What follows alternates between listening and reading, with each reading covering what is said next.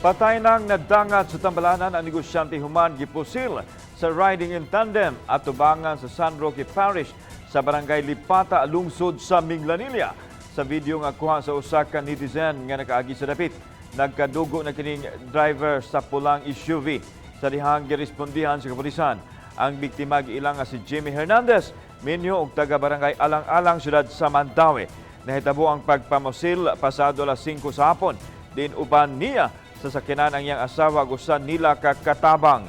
Ang mga mamumuno nagsakay og motorsiklo diin sa kuha sa CCTV. Ang nagmaniho nagsulob og pula nga helmet ug ang backrider nagsulob og itom nga jacket ug helmet nga maoy mipusil gamit ang 45 kalibreng pistola. Naigo sa walang abaga ug walang bukton ang biktima. Away sa negosyo ug personal grudge ang gisubay sa Minglanilla Police Station nga motibo sa krimen. Wala na ito gisalikway kung doon na pa yung mga other na possible nga motibo. So sa pagkaroon, padayon pa ang atong investigation regarding these incidents.